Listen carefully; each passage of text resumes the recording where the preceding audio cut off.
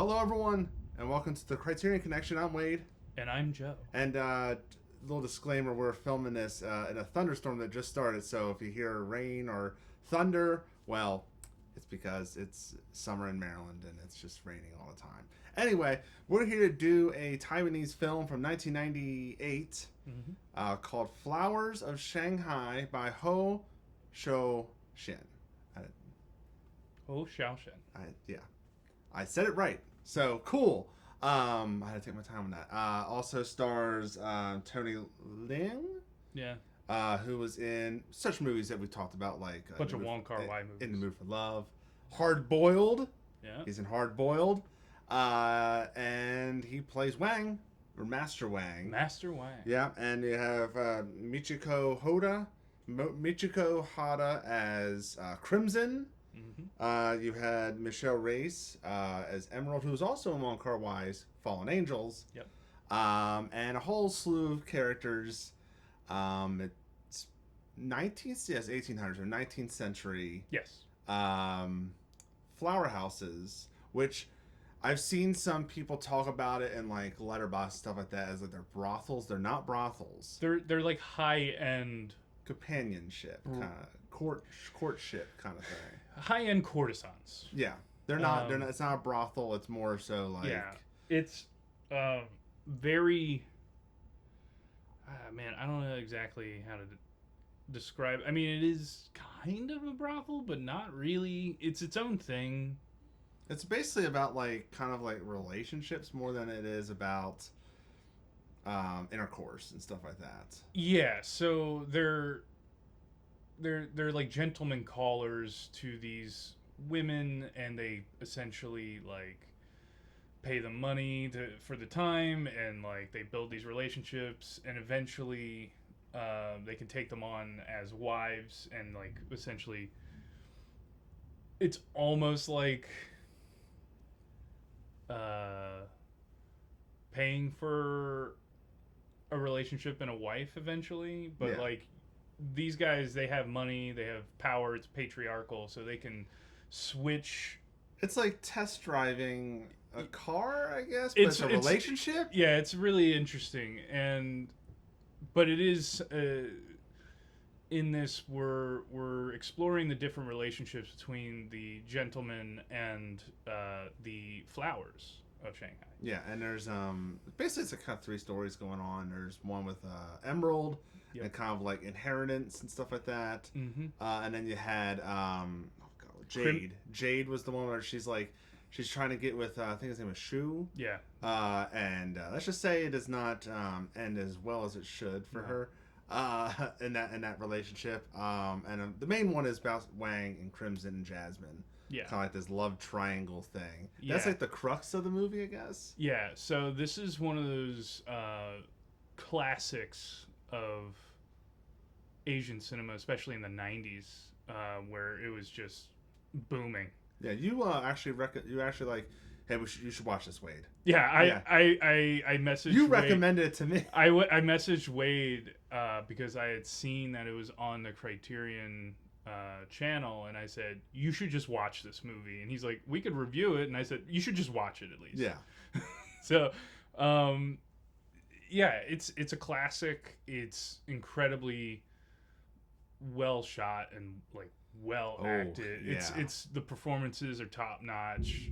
It feels like it doesn't feel like they're actors. It feels like they're authentically these people, and it's not like we're not thrown into the beginning of a story. We're thrown into the middle of something. Yeah. And we're not even. It doesn't even conclude to the end of the story, I guess. And it's shot. I think I saw. It was like they have like some supplements that are also on the Criterion channel where like, I forget. It was like some English like film scholar. I forget his name. Mm-hmm. But he was talking about how there's like 40 shots in the film. Yeah. Just 40. Yeah. They're all like long shots. And it's a 2-hour movie. Yeah. Says they're super like the first. But the first scene's like 10 minutes long. One whole shot. They fade. There's a couple shots because they fade in and out of the conversation, which is I don't see. You don't see that often. It's very much like a play. It's essentially filming a play. Yes. with the actors allowed to kind of really exist and interact as these characters. Yeah, and there's mostly mid shots. They're not.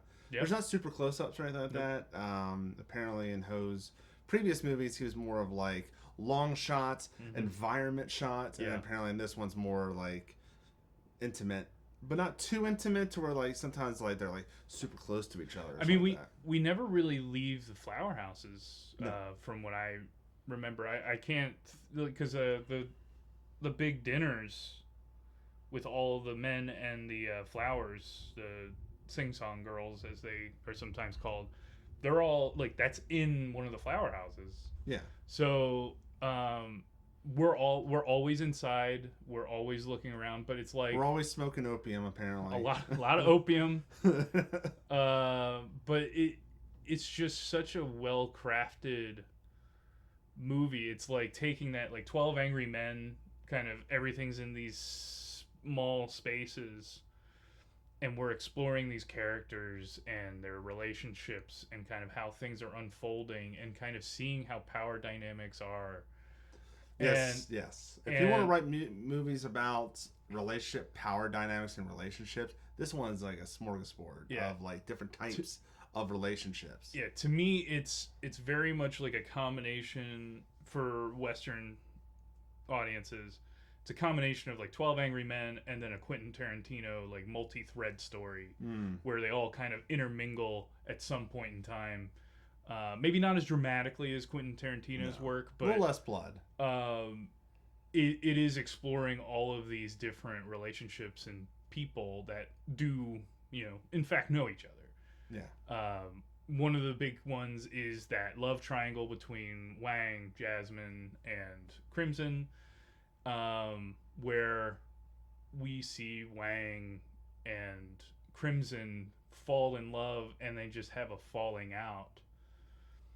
He's her only caller, and she was the only one he would call on.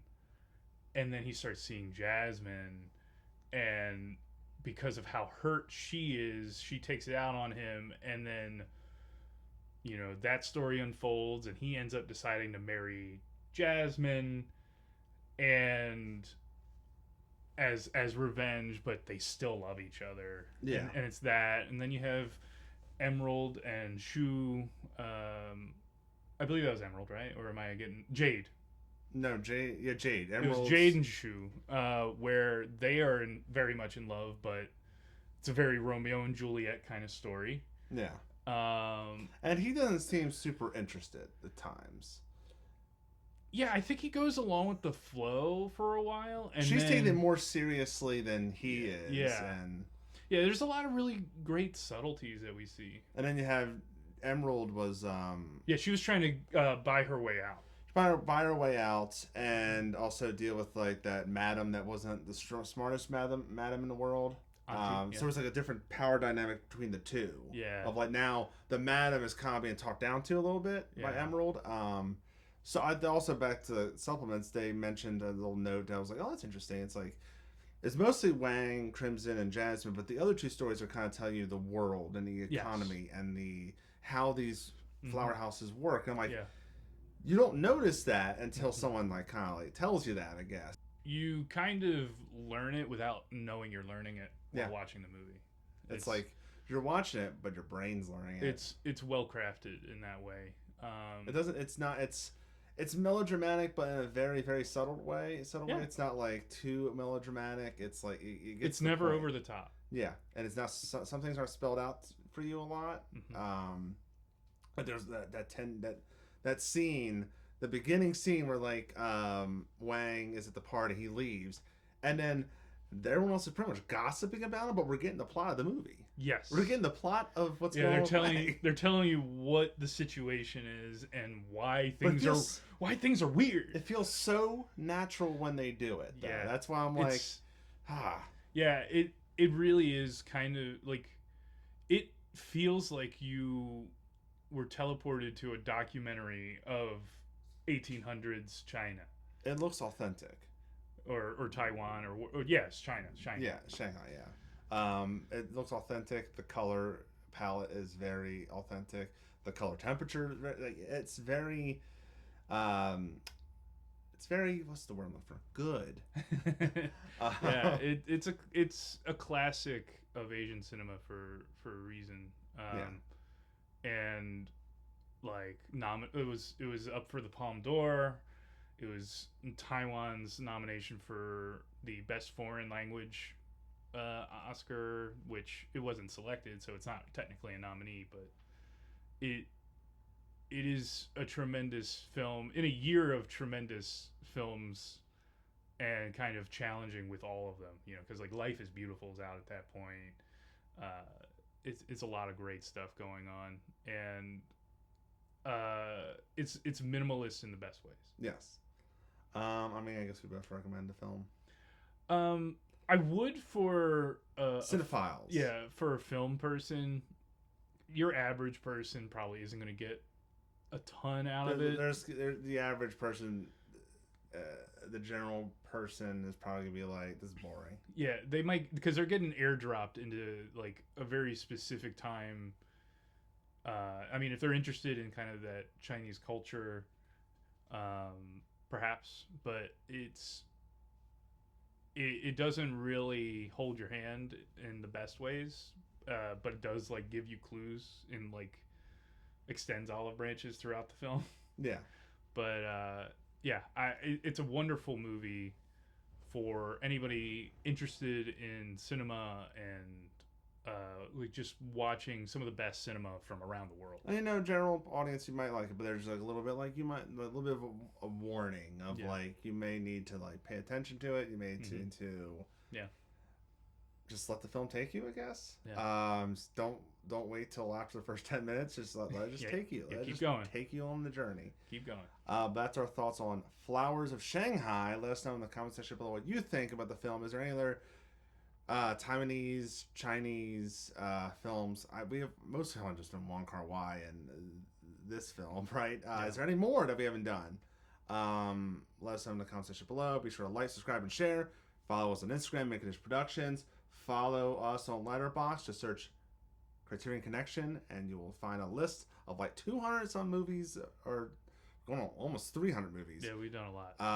Please just subscribe, see how many movies you've seen. Until next time, I'm Wade. And I'm Joe. And we'll see you later.